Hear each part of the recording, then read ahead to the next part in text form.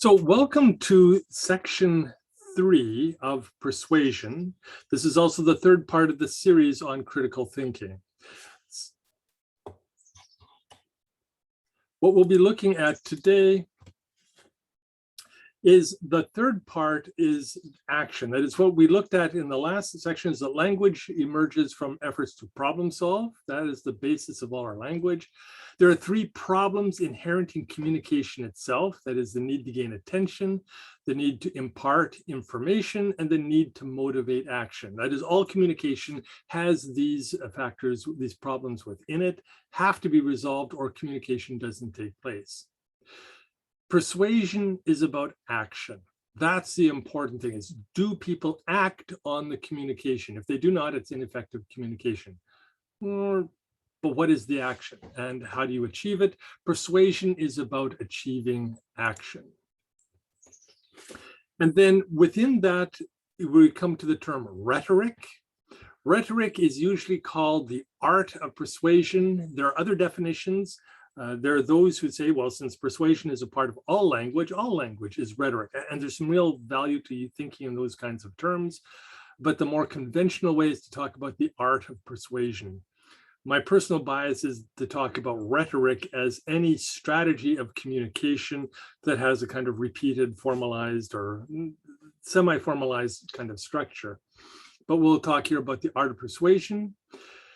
Then rhetoric is the techniques we use for persuasion. That it's not about what we're trying to do, but how we change people's thinking. And this is why it's so important for critical thinking, is that rhetorical tools work. That is, if you use them correctly, you get people to act. So critical thinking requires that you're aware of that, what is going on, so that you can be aware of how you're being persuaded, how you're being pushed to act, and also how you can use your own communication effectively, how you can create the conditions for people to act on your communication. And then ideally, that also includes the question of proper or versus improper use of rhetoric. When is it a sound, appropriate, morally and ethically approved way, and when does it not? So at first, we're going to look at what it is, and then we'll look at how to do it properly or improperly. So we all need to persuade others to accomplish our social ends, our personal ends, or to change the world. That is, it doesn't matter what we're doing in the world, what we're doing with others, and what we want to do for ourselves. We have to persuade ourselves, persuade others, persuade people at large in order to accomplish whatever we are trying to do. Following the philosopher and rhetorician, Michel Meyer, there are three dimensions to rhetoric. There are other ways of looking at this.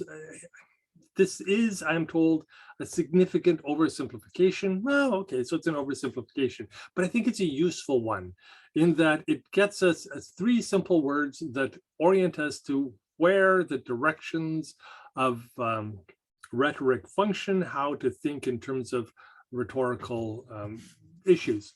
So what Meyer says is all rhetoric breaks down along three dimensions. And these three dimensions are included in every speech act. He says there's the ethos, that is, and which is similar to, but not quite the same as ethics. It's related, it's a very similar term, but the ethos refers to the nature of the one speaking. We'll look at that. Then there's the logos. Again, it's a complex word with lots of meanings. Logos coming from the same root as the Greek for word. But what he says, logos is how is the audience persuaded? We'll look at that in quite some depth. And then the pathos is what are the characteristics of the audience? Who is the audience? So that if you're going to do anything rhetorically, you need to look at those three, make sense of them, because it's on that basis that you can then persuade others, or for that matter, yourself. So look at those three in slightly more detail. And I'm going to do this quite quickly because I have other materials here in terms of the techniques that I want to spend more time with. So the speaker. So then there are two questions here. That is the question of how does the language represent the person? That is, every time you speak, your words represent you. Do they do it well? Do people get an accurate sense of who you are? They might not. Good rhetoric, in theory, provides a good sense of who you are. But all of us are more or less good at that.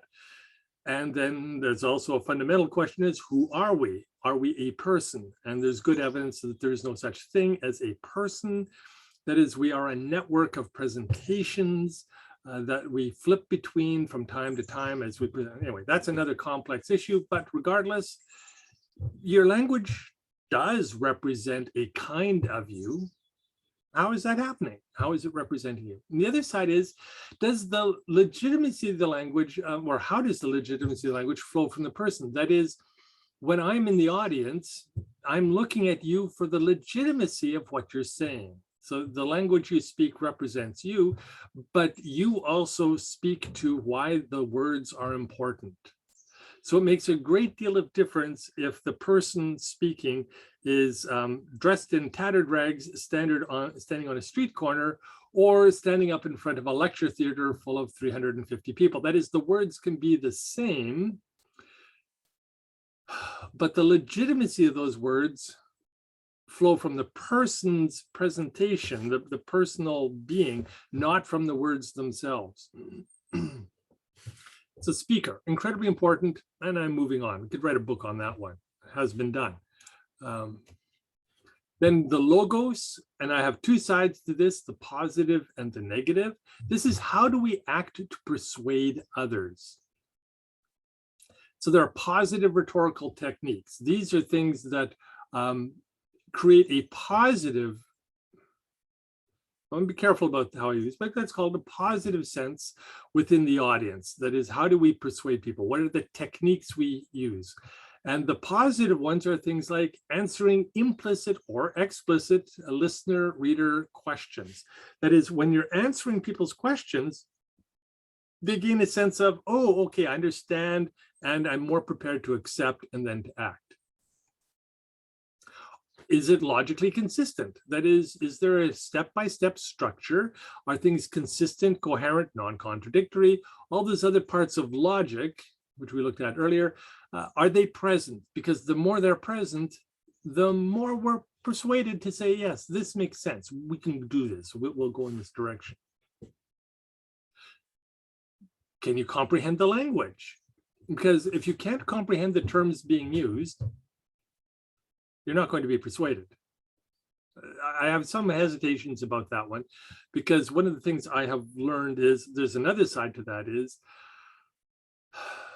using incomprehensible terms is also persuasive, depending on what you're trying to persuade and how you're trying to do that. But I often use incomprehensible terms in my speech and then explain them. And that, in fact, creates a really interesting dynamic of persuasion.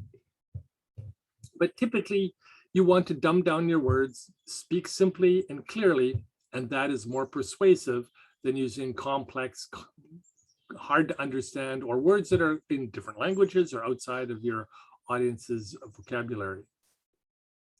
Appropriately or logically ordered, that is, things move from best to worst, strengths to weakness, or vice versa, weakness.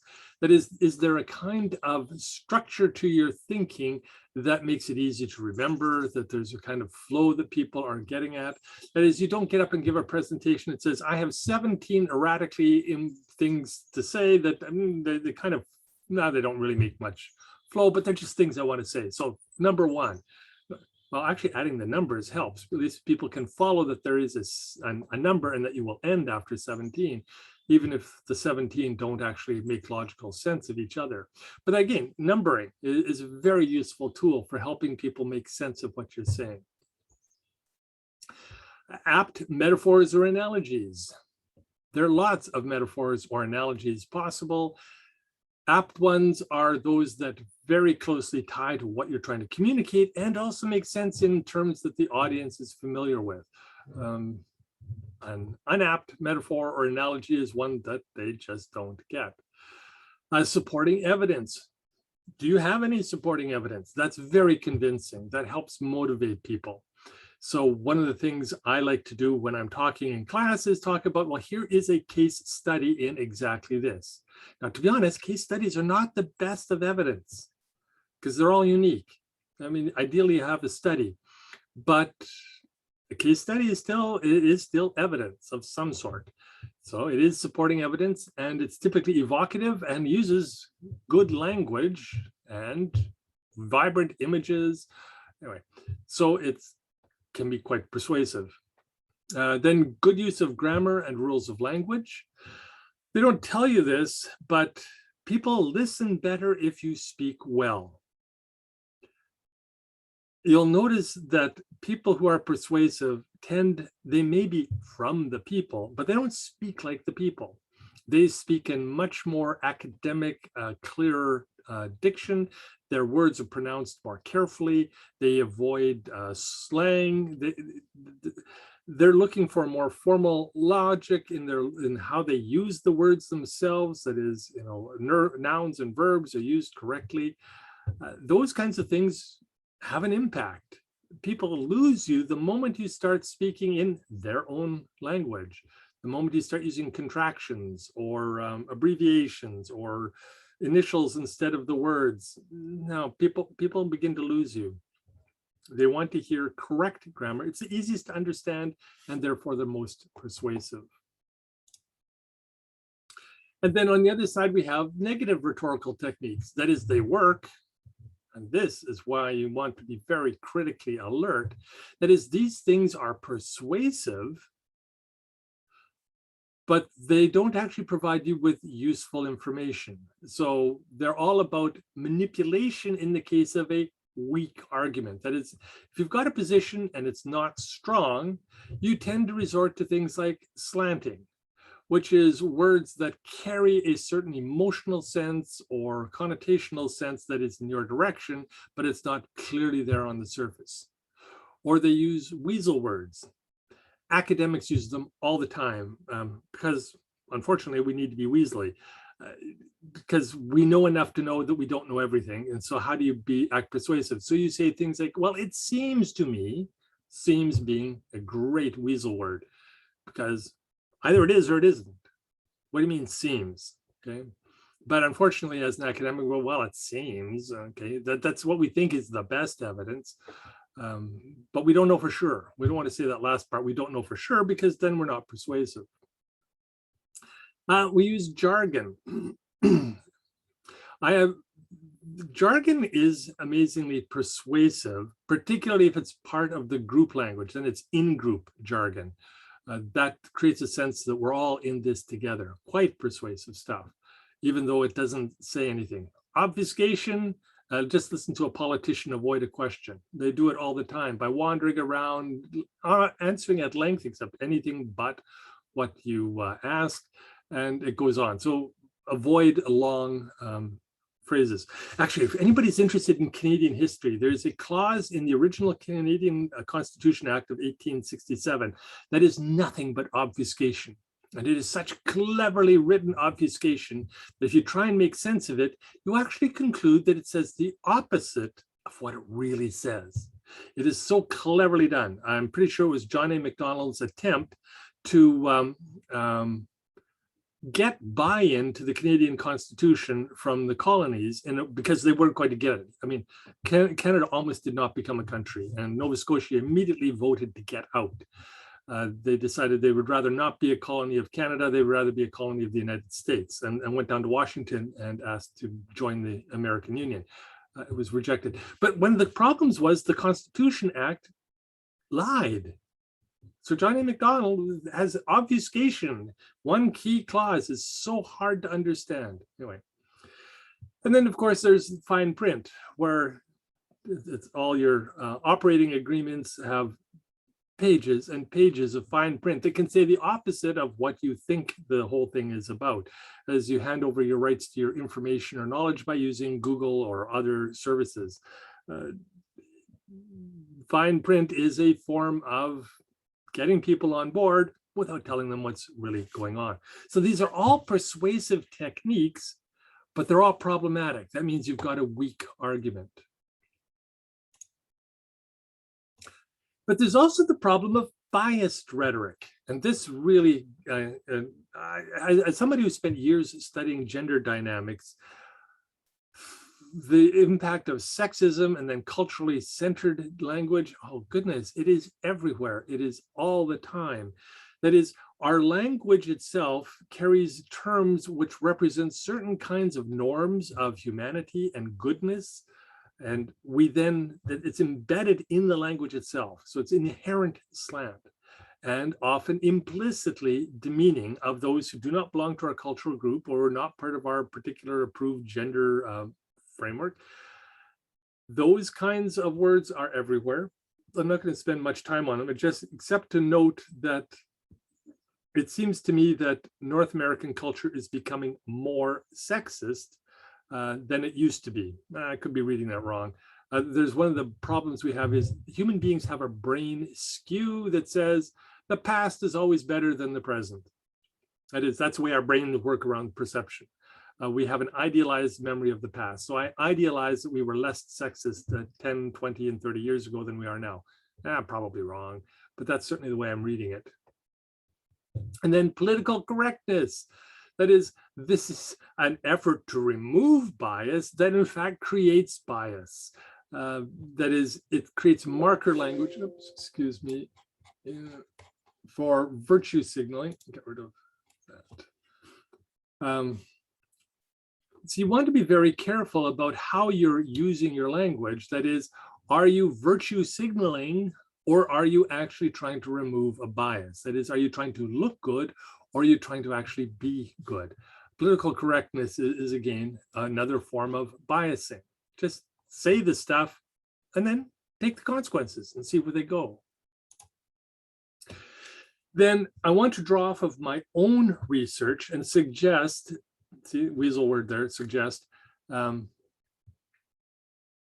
all communication must answer one of 7 problems in a satisfactory way.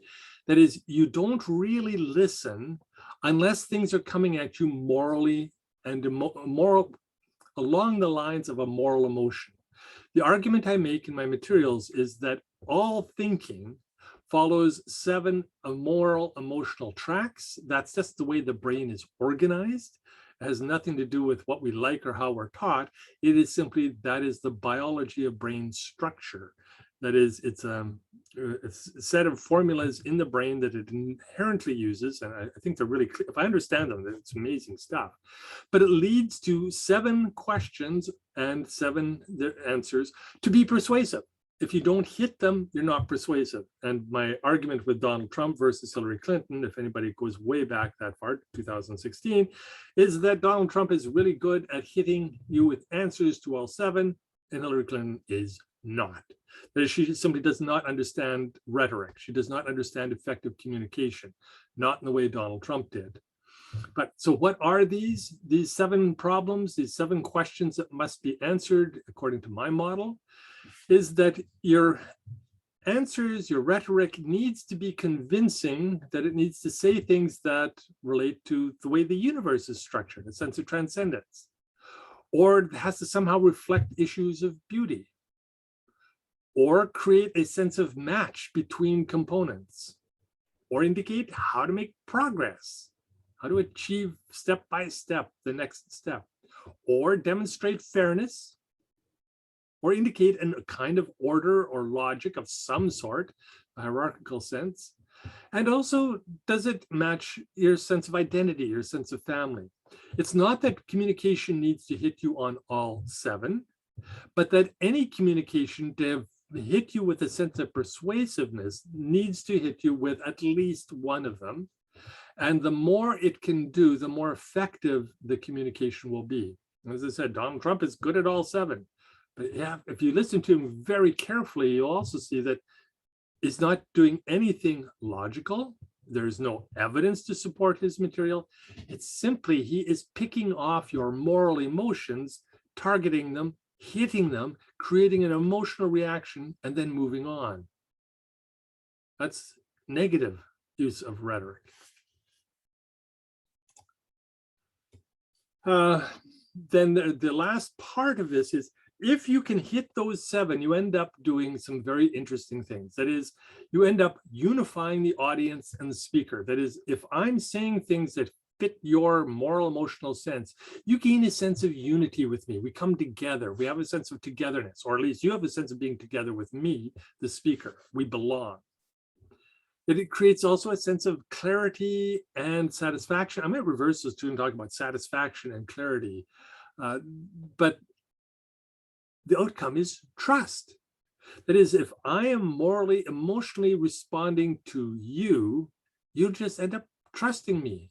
You have some sense that I am it. It's this weird sense. And again, I'll use Donald Trump as my favorite example. Donald Trump can lie to you and people will say, no, he's telling the truth.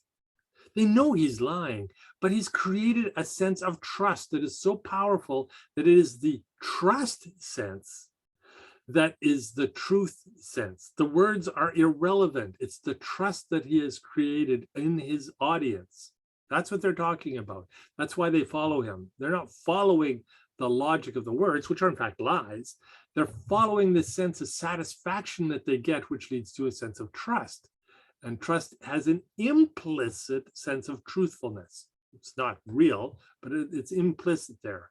That is, if we trust people, we have an implicit sense that they're telling us the truth. But they don't actually have to tell us the truth if they can make us trust them. Think of any good salesperson. They want you to trust them. Are they going to tell you the truth? They might. They might not. Their interests are not yours, but they want you to trust them. So they're pretty good at creating that dynamic of trust.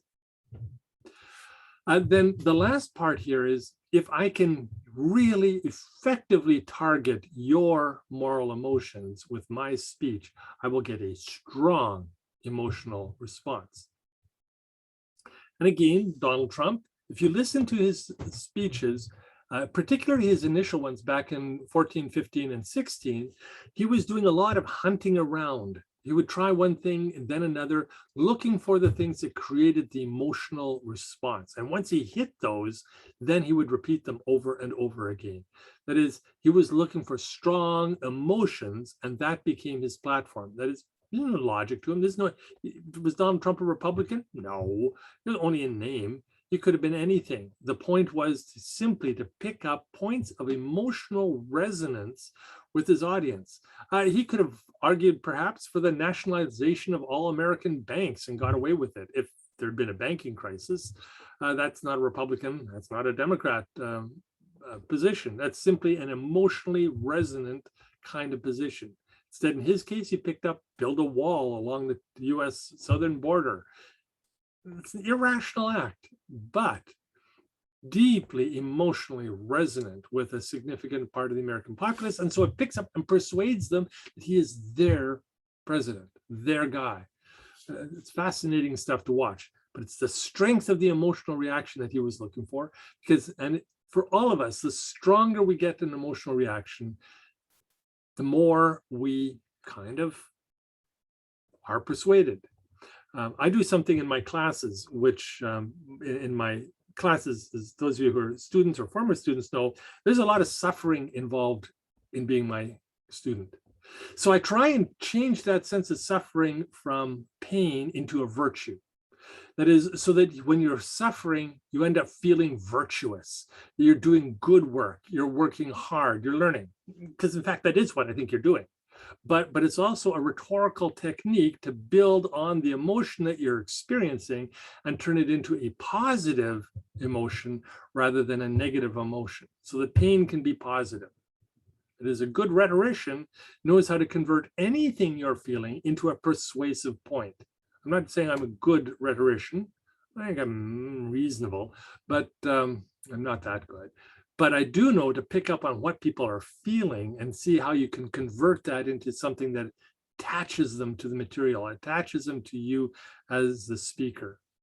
So moral emotions, powerful stuff. Watch out for them.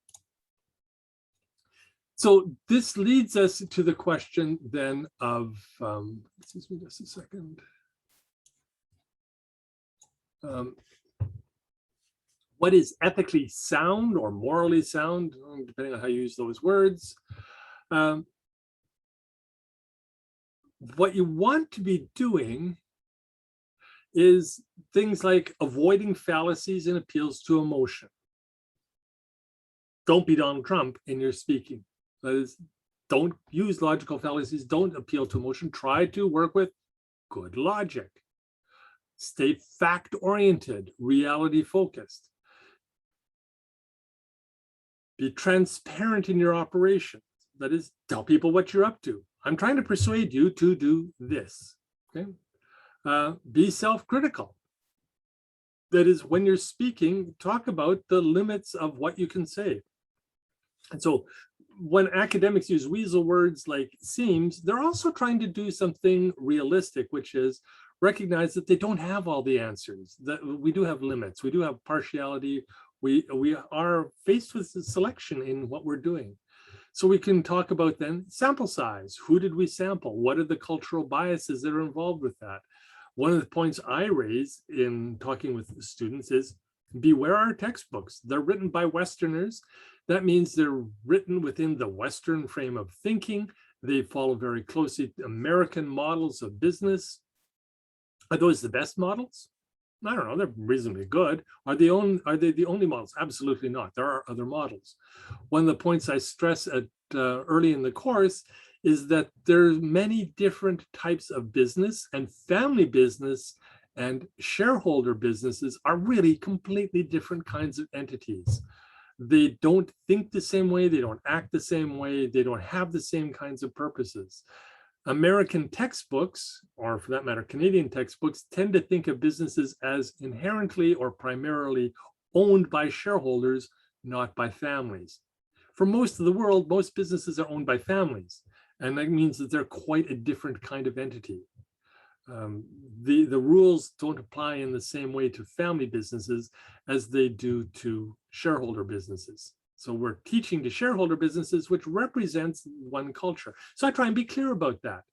And that helps students understand what they're reading and in fact be more persuaded by it, because now they know the limitations. So if they're reading the material and they go, well, that's not like businesses in my country, or that's not like the business I grew up in, you can go, well, yes, that's because you grew up in a family business, or in your culture, family businesses are dominant.